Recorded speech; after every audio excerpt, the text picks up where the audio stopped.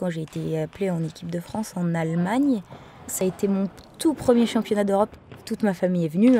J'ai chanté pour la première fois la Marseillaise avec le maillot de l'équipe de France. Mon grand-père et mon père, ils se sont mis à pleurer de fierté, je pense. Ça a été un des plus beaux moments de ma vie.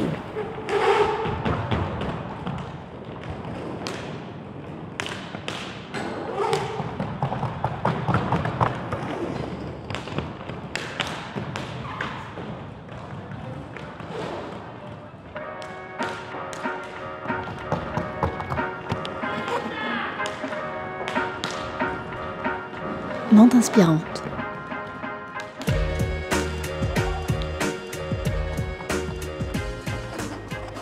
Toute ma famille fait du hockey. J'ai découvert le sport avec mon père qui faisait du hockey, mes oncles ont fait du hockey, mon cousin on pratique au club du Nard dans l'équipe élite, mon frère fait du hockey, mes cousins en ont fait. Donc j'ai découvert le hockey, j'étais toute petite et j'ai commencé à patiner à l'âge de 2 ans et demi, 3 ans.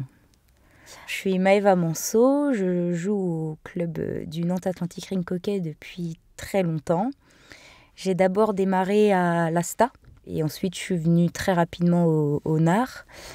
J'ai fait toutes mes catégories jeunes pratiquement au Nard, j'ai entraîné, j'ai arbitré et je suis bénévole aussi au sein du club. C'est un club qui plonge ses racines en 1938. Il s'est transformé au fil des années. Il a changé de nom en 1991 pour devenir Nantes Atlantic Rink Hockey. Il y a 12 équipes élites en France, au plus haut niveau. Le Nard en fait partie. Bruno Potier, je suis président du club depuis 2 saisons maintenant. On compare souvent le rink hockey au hockey sur glace. Sauf que le rink hockey, c'est sur patin à roulettes à 4 roues, sur du parquet avec une balle ronde, et non pas un palet. Sinon, les règles sont sensiblement les mêmes. Il y a 4 joueurs, un goal, un gardien de but. Et puis ça tourne, il y a des remplaçants. Enfin bon, ils sont 8 sur le banc de touche, mais il y en a 4 sur le terrain à chaque fois. C'est à peu près les mêmes règles. On va en prison quand on fait des bêtises. C'est un sport qui fait partie des sports les plus rapides au monde à distance. Donc c'est un sport qui est très rapide. Il faut être concentré très très vite. En fait, il n'y a pas de temps de pause pour aller au but. C'est pas comme au foot. Au foot, ils ont tout le temps qu'ils veulent pour aller au but. Nous, on a 45 secondes maximum. Après, ça repart très vite de l'autre sens. Et c'est ça, en fait, pendant, moi maintenant, 2 fois 25 minutes. Donc ça va très très vite. Et je pense que c'est ce qui fait aussi la beauté du sport, en fait. C'est la rapidité, ça s'arrête jamais.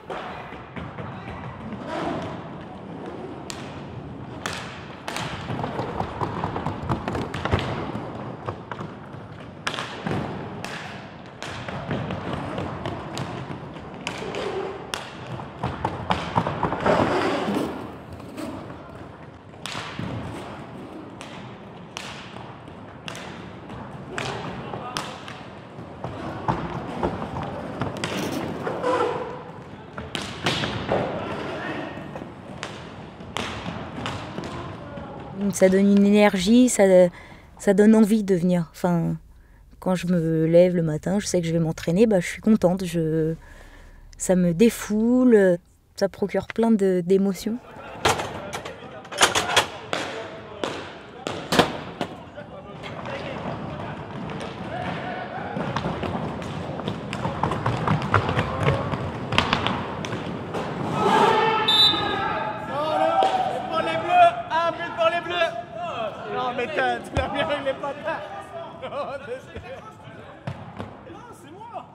On est à proximité du gymnase du Croissant où le club Nantes Atlantic Rink Hockey a son siège. On est dans un quartier Bottières-Chesnay. C'est un quartier classé ZEP. On intervient pas mal dans les écoles d'ailleurs du quartier pour initier le patin aux enfants de ces quartiers-là. Parce que ça fait partie des objectifs du club, c'est d'élargir au maximum et de faire pratiquer le patin à roulettes aux enfants du quartier.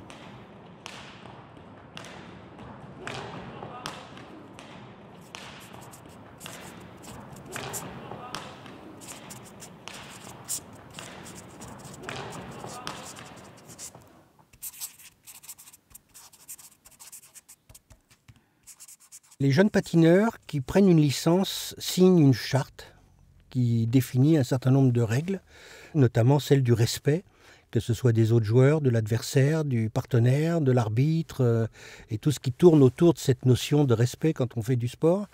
On vient d'adhérer à une association qui s'appelle Colosse au pied d'argile, qui opère sur Nantes et qui est axée sur justement ces questions de discrimination, notamment les discriminations y compris sexuelles. Donc il y aura forcément des moments de formation avec Colosse au pied d'argile qui fera des interventions avec nos jeunes pour prévenir ce type d'incident.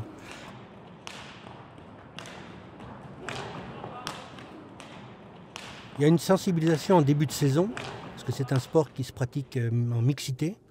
On a des filles et des garçons dans les mêmes équipes qui évoluent. Alors, même si les filles sont moins nombreuses que les garçons, il y a toujours 2, 3, des fois plus d'ailleurs, de filles.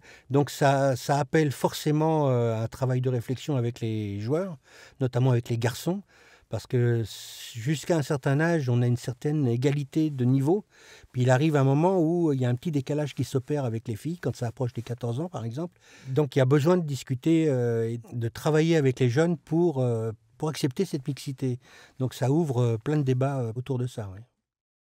Ah oui, moi je fais particulièrement très attention aux filles dans les équipes. Ça me tient à cœur que les garçons les brusquent pas trop, parce que moi j'ai toujours été toute seule dans mon équipe de filles. Ça s'est toujours très bien passé, mais parce que j'ai un caractère qui fait que je me suis pas laissée faire.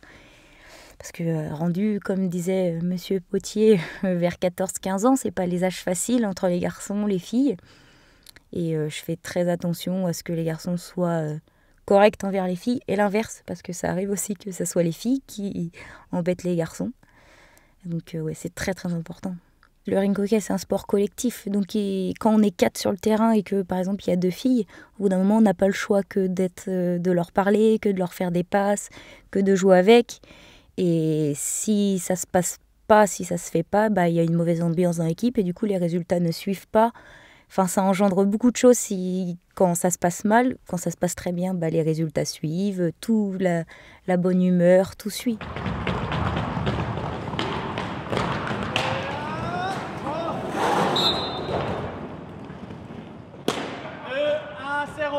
On ne le sait pas, mais l'équipe de France féminine a été championne du monde. Elles sont passées sur France 3 peut-être 2 minutes.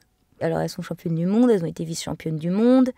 Enfin, il y a quand même eu des titres qu'on n'a jamais entendu parler. Et pourtant, il faut pouvoir battre les Argentines, les Espagnols, qui pour la plupart sont professionnels. Et nous, on ne l'est pas. En France, il n'y a pas de filles professionnelles dans le monde du hockey.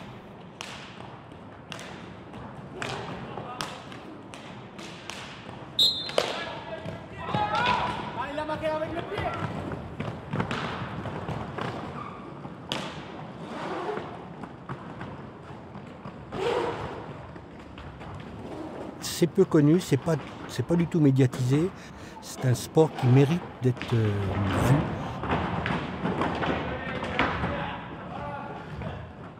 Tous les gens qui viennent voir des matchs de très haut niveau, même les petits d'ailleurs, sont assez surpris par cette discipline.